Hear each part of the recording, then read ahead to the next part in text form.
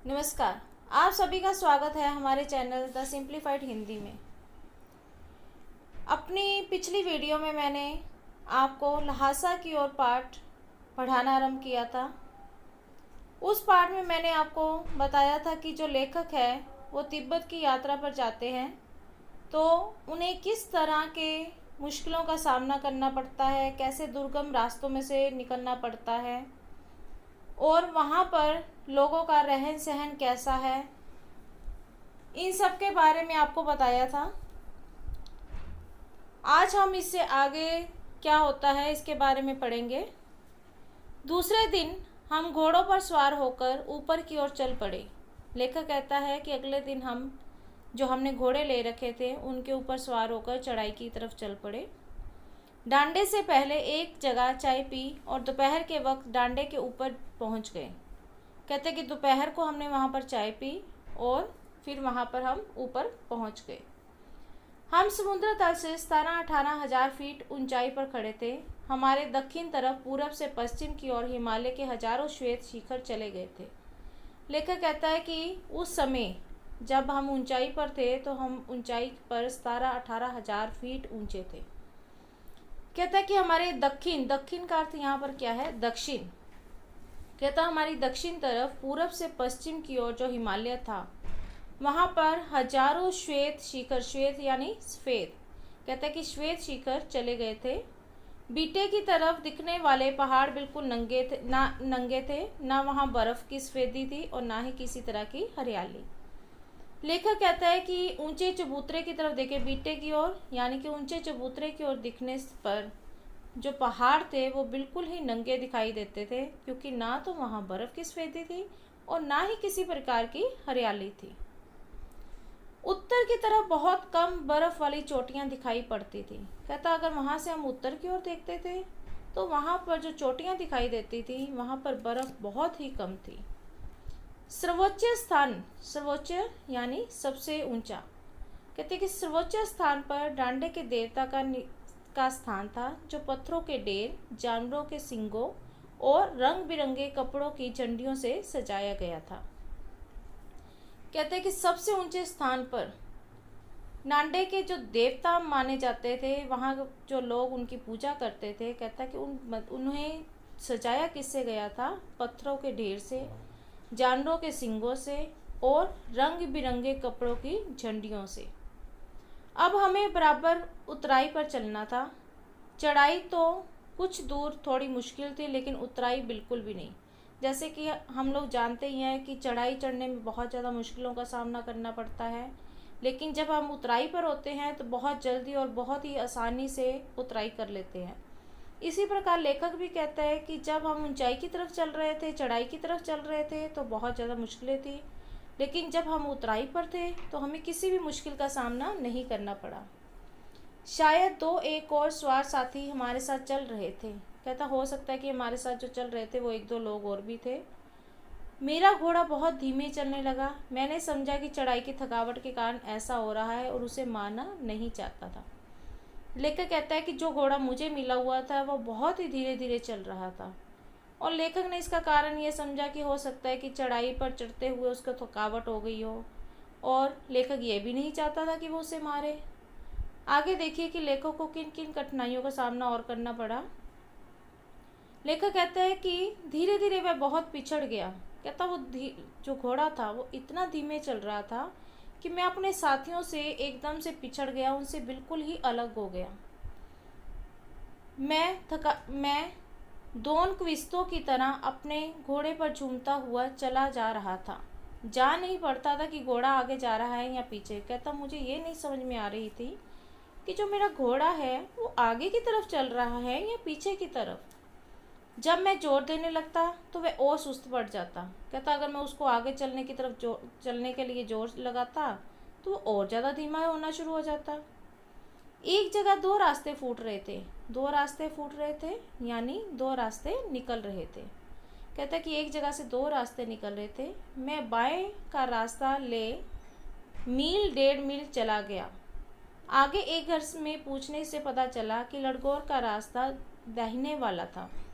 कहता कि जहाँ से 2 रास्ते निकल रहे थे, जाना तो मैंने उसकी दाहिनी तरफ था, लेकिन मैं बाएं रास्ते की ओर चला गया और अपने रास्ते से बिल्कुल ही अलग हो गया। फिर लौटकर उसी को पकड़ा। कहता कि मैंने जब किसी से पता चला कि मुझे तो दूसरे रास्ते पर जाना था, तो मैं वापस उसी रास्ते पर लौट कर आया और फिर मैंने जो सही रास्ता था उसकी तरफ चलना शुरू किया। 4-5 बजे के करीब मैं गांव से मील भर पर था तो सुमति इंतज़ार करते हुए मिले। कहता कि शाम के 4-5 बजे मैं गांव के पास पहुंच गया था तो वहां पर मुझे सुमति इंतज़ार करते हुए मिले। मंगोलों का मुंह वैसे ही लाल होता है और अब तो वह पूरे गुस्से में थे। जैसे कि मैंने आरंभ में आपको बताया था कि सुमति जो थे वो मंगोल थे, तो लेखक कहता है कि मंगोलों का जो मुंह होता है वो वैसे ही लाल रहता है, लेकिन जब वो गुस्से में होते हैं तो बहुत ही ज़्यादा उनके चेहरे पर लाली आ जाती है। उन्होंने कहा, मैंने 2 टोकरी कंडे फूंक डाले, 3-3 बार चाय को गर्म किया। लेखक कहते हैं कि गुस्से में आकर सुमति ने बताया कि मैंने 2 टोकरी कंडे फूंक डाले। कंडे क्या होते हैं? जो गोबर के उपले होते हैं, उनको कहा जाता है। लेखक कहते हैं कि मैंने 2 टुकड़ी कंडे फूंक दिए और अपनी जो चाय थी उसको मैंने 3-3 बार गर्म किया और उसको पिया। मैंने बहुत नरमी से जवाब दिया, लेकिन मेरा कसूर नहीं है मित्र, देख नहीं रहे हो कैसा घोड़ा मिला है मुझे। मैं तो रात तक पहुंचने की उम्मीद रखता था। लेखक कहते हैं कि मैंने उनके गुस्से का जवाब बहुत ही आराम से, बहुत ही नरमी से, बहुत ही प्यार से दिया। मैंने कहा कि इसमें मेरा कोई भी दोष नहीं है कि मैं इतनी लेट यहाँ पर पहुँचा हूँ। कहते हैं कि मुझे घोड़ा ही ऐसा मिला था कि जिससे तो मैं ये उम्मीद रख कर बैठा हुआ था कि मैं रात तक यहाँ पर पहुँचूँगा। खैर, सुमति को जितनी जल्दी गुस्सा आता था उतनी ही जल्दी ठंडा भी हो जाता था। लड़कों में एक बहुत अच्छी जगह पर ठहरे थे। यहाँ भी उनके अच्छे यजमान थे। पहले चाय सत्तू खाया गया, रात को गर्मा गर्म थुक्पा मिला।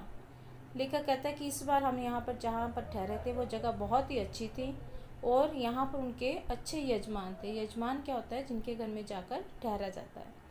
कहता है कि उनके यजमान जो थे वो भी बहुत अच्छे थे। उन्होंने पहले चाय सत्तू खिलाया और रात को गर्मा गर्म थुक्पा दिया उनको। ये वहाँ का तिब्बती जो लोग होते हैं वहाँ का एक ख़ास पकवान होता है, पेय पदार्थ होता है जिसे थुक्पा कहा जाता है। अब हम टिर्री के विशाल मैदान में थे जो पहाड़ों से घिरा टापू सा मालूम होता था, जिसमें दूर एक छोटी सी पहाड़ी मैदान के भीतर दिखाई पड़ती है। कहते हैं कि अब हम टिर्री के विशाल मैदान में पहुंच चुके थे जिसके चारों ओर टापू ही टापू थे और उसमें एक छोटी सी पहाड़ी थी जो मैदान के भीतर दिखाई देती थी। उसी पहाड़ी का नाम है टिर्डी समाधि गिरी। आसपास के गांव में भी सुमति के कितने ही यजमान थे। कहता जहाँ पर हम रह रहे थे वहाँ के जो आसपास के गांव थे वहाँ पर भी सुमति के बहुत सारे ही यजमान थे। कपड़े की पतली पतली चीरी बत्तियों के गंडे खत्म हो जाते थे, क्योंकि बोध गया से लाए कपड़े के खत्म हो जाने पर किसी कपड़े से बोध गया का गंडा बना लेते थे। सुमति का काम क्या था कि वहाँ पर वो अपने यजमानों को बोध गया के लाए हुए गंडे देते थे और लोग उन्हें पाकर ऐसा उनको लगता था कि शायद उनके जो दुख दर्द हैं, जो उनकी तकलीफ़ें हैं वो ख़त्म हो जाती थी। कहते कि वो गंडे किस प्रकार के बने होते थे? कपड़े की पतली पतली चीरी बत्तियों के गंडे। जो कपड़ा होता है उसके अंदर कुछ बांध दिया जाता है, तो कहते हैं कि वो गंडे उनको दिए जाते थे। वे अपने यजमानों के पास जाना चाहते थे। मैंने सोचा यह तो हफ्ता भर उधर ही लगा देंगे। कहते कि जो सुमति थे वो अपने यजमानों के पास गंडे देने के लिए जाना चाहते थे, लेकिन लेखक कहते हैं कि मैंने ये सोचा कि उनको वहाँ पर तो 1 हफ्ता लग जाएगा। मैंने उनसे कहा कि जिस गांव में ठहरना हो उसमें भले ही गंडे बांट दो, मगर आसपास के गांवों में मत जाओ। इसके लिए मैं तुम्हें ल्हासा पहुंचकर रुपए दे दूंगा। कहते हैं कि मैंने जब ये सोचा कि उन्हें वहाँ पर तो बहुत ज़्यादा समय लग जाएगा, तो मैंने उन्हें एक सलाह दी कि तुम जहाँ पर बैठे हुए हो, जहाँ पर तुम ठहरे हुए हो, वहीं के लोगों को गंडे दे दो और आसपास के गांवों की ओर मत जाओ। कहते हैं कि मैं इसके लिए तुम्हें ल्हासा पहुंचकर पैसे दे दूंगा, अधिक पैसे दे दूंगा। सुमति ने स्वीकार किया। कहते कि मेरे पैसे देने की बात जो थी और वहीं पर गंडे मारने की जो बात थी उसे सुमति ने आसानी से स्वीकार कर लिया। दूसरे दिन हमने भरिया ढूंढने की कोशिश की लेकिन कोई न मिला। सवेरे ही चल दिए होते तो अच्छा था, लेकिन अब 10-11 बजे की तेज धूप में चलना पड़ रहा था। कहता जब हम वहाँ से निकले तो उस समय 10-11 बजे की बहुत ही तेज धूप थी। कहता अगर हम सुबह सुबह वहाँ से निकले होते तो बहुत हमारे लिए अच्छा होता। क्यों ऐसा लेखक कहता है? इसका कारण ये है कि उसे आगे बहुत ज़्यादा मुश्किलों का सामना करना पड़ना था। क्या कहता है लेखक? तिब्बत की धूप भी बहुत कड़ी मालूम होती है। कड़ी मालूम होती है कि बहुत तीखी मालूम होती है। यद्यपि थोड़े से भी मोटे कपड़े से सिर को ढांक ले तो गर्मी खत्म हो जाती है। लेखक कहता है कि इतनी तेज धूप होती है, लेकिन फिर भी अगर हम किसी मोटे से कपड़े से अपने सिर को ढांक लेते हैं, अपने सिर पर मोटा कपड़ा बांध लेते हैं, तो जो गर्मी है वो आसानी से ख़त्म हो जाती है। आप 2 बजे सूरज की ओर मुँह करके चल रहे हैं। ललाट धूप से जल रहा है और पीछे का कंधा बर्फ हो रहा है। अब एक अलग तरह का वर्णन लेखक करता है। लेखक क्या कहते हैं कि 2 बजे का समय हो और आप सूरज की ओर मुँह करके चल रहे हैं और गर्मी अपने जोरों शोरों पर है, आपका माथा धूप से जल रहा है, लेकिन जैसे आप आगे की तरफ मुँह करके चलते हैं तो जो आपकी पीठ है उसकी तरफ का जो हिस्सा है वो पूरी तरह से बर्फ़ हो जाता है। कितना अनोखा वर्णन लेखक ने यहाँ पर किया है।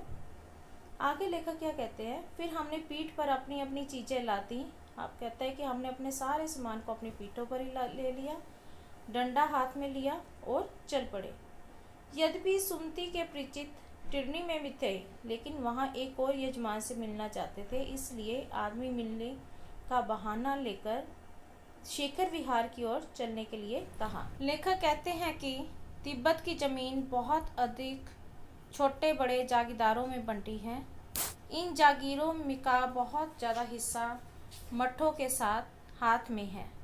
लेखक क्या कहते हैं कि तिब्बत की जो ज़मीन है वो छोटे बड़े हर तरह के जागीरदार जो हैं उनके साथ बटी हुई है।